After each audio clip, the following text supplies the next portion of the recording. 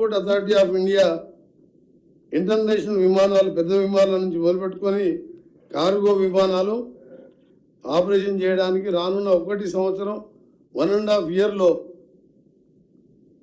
Airport విస్తరణ కోసం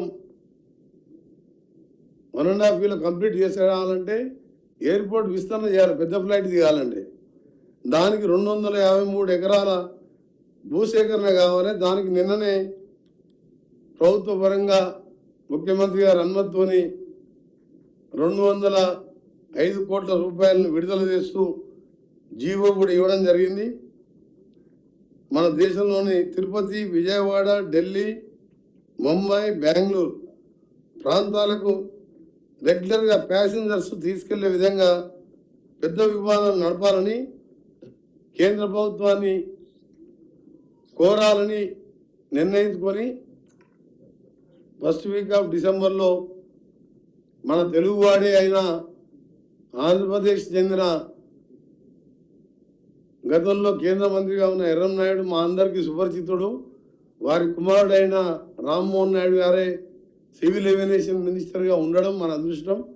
వారితో మాట్లాడి ఈ తిరుపతి, విజయవాడ, ఢిల్లీ, బాంబే, బెంగళూరు తీసుకెళ్లే విధంగా మినీ ఏటీఆర్ ఎయిర్క్రాఫ్ట్ కాకుండా పెద్ద ఫ్లైట్స్ కూడా ఏర్పాటు విషయంగా 1.5 ఇయర్లో చేయాలని రాష్ట్ర ప్రభుత్వం నిర్ణయం తీసుకొని గౌరవ ముఖ్యమంత్రి గారి నాయకత్వంలో దాన్ని వార్ ఫుటింగ్ బేసిస్లో చేయాలని నిర్ణయించుకోవడం జరిగింది.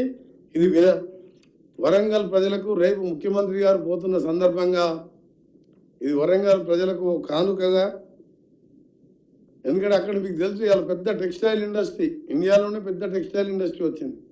రేపటికి వెళ్ళి ఫారినర్స్ కూడా డైరెక్ట్ ఢిల్లీకి వచ్చి, ఢిల్లీకి వెళ్ళి డైరెక్ట్ వరంగల్ వచ్చే విధంగా, హైదరాబాద్కి వెళ్ళి ఢిల్లీ పోవాలన్నా వయా వరంగల్ కానీ, హైదరాబాద్కి వెళ్ళి తిరుపతికి పోవాలన్నా ఎంతోమంది ప్రయాణికులు వయా అక్కడ ఒక ఆర్డర్ పెట్టుకొని అక్కడ పోయే విధంగా దీన్ని 1.5 ఇయర్లో పూర్తి చేయబోతున్నాం. లాస్ట్ 10 ఇయర్స్లో దాని గురించి ఎన్నిసార్లు మాట్లాడినా ఒక చలనం లేదు. ఇలా జిఎంఆర్ని ఒప్పించుకున్నాం మేము ఫస్ట్ అగ్రిమెంట్. ఇదే కాకుండా ఫ్యూచర్లో భద్రాద్రి కొత్తగూడెం, రామగుండం గ్రీన్ఫీల్డ్ ఎయిర్పోర్ట్లకు ఇమ్మీడియట్గా గతంలో నేను కూడా ప్రెస్లో చెప్పడం జరిగింది. భద్రాద్రి అంటే అక్కడ టెంపులే కాదు, ఐటీసీ కూడా ఉన్నది. దాంతోపాటు సింగరేణి హెడ్ క్వార్టర్ దగ్గర ఉన్నది. రామగుండం అంటే మీకు తెలుసు ఎన్టీపీసీ అలా పెద్ద ఎత్తున ఎక్స్పాన్షన్ కాకుండా పెద్ద ఇండస్ట్రియల్ ఏరియాగా మారింది. దాన్ని కూడా తప్పకుండా సాధించుకుంటాం. ఈ హైదరాబాద్తో పాటు ఈ 3 ఎయిర్పోర్ట్లని వచ్చే 4 సంవత్సరాల్లో పూర్తి చేయాలనే మా ప్లాన్. రెండవది హైదరాబాద్ విజయవాడ రోడ్డు నేను ఎప్పుడు మీకు తెలుసు ఎంపీగా ఉన్నప్పుడు కూడా ఎన్నోసార్లు దాంట్లో పార్లమెంట్ దాదాపు 10-12 సార్లు రేజ్ చేయడం జరిగింది. కాకపోతే అప్పుడు జిఎంఆర్ సంస్థ మాకు 2022లో వాళ్ళు స్టార్ట్ చేయాలి యాజ్ పర్ ఫస్ట్ టెండర్లో వాళ్ళు బిడ్డు దక్కించుకున్నప్పుడు, కానీ వాళ్ళు చేయకుండా వాళ్ళ 2035 వరకు టోల్ కలెక్షన్ చేసుకునే ఛాన్స్ ఉండే.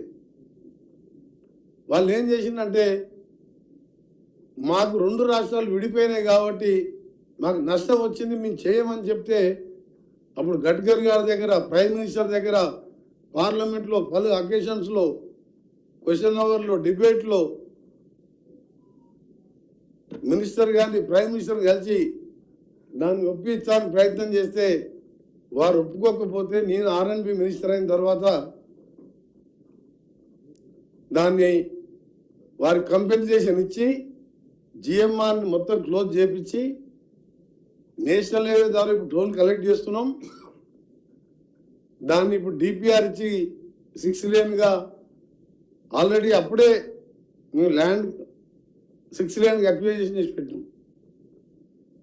డిపిఆర్ కన్సల్టెన్సీ ఇప్పుడు నడుస్తున్నది.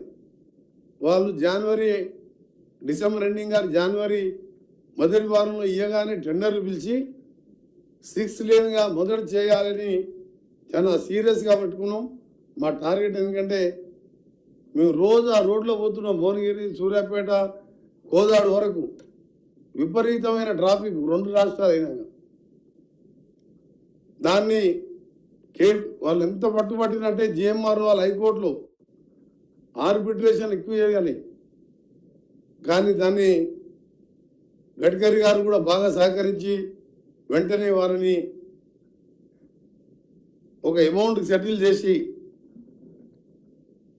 క్లోజ్ చేసి అలా ఫిబ్రవరిలో వరకల్లా 6 లేన్ స్టార్ట్ చేసే విధంగా అన్నీ కూడా పూర్తి స్టేజ్లో, డిపిఆర్ పూర్తి స్టేజ్లో ఉన్నది. ఇంకా హైదరాబాద్ సంబంధించిన పోయిన గవర్నమెంట్ చేసిన ఘనకార్యాల గురించి చెప్పాలంటే హైదరాబాద్ తెలుసు, మీరు ఉప్పలంటే మన మెట్రో స్టేషన్ డిపో అది, అటు పోతే LB Nagar, Kamineni, Vijayawada highway left side వస్తే సికింద్రాబాద్, రైట్కి పోతే వరంగల్, యాదగిరిగుట్ట, భువనగిరి, అదే హబ్, అది పెద్ద బిజీ షెడ్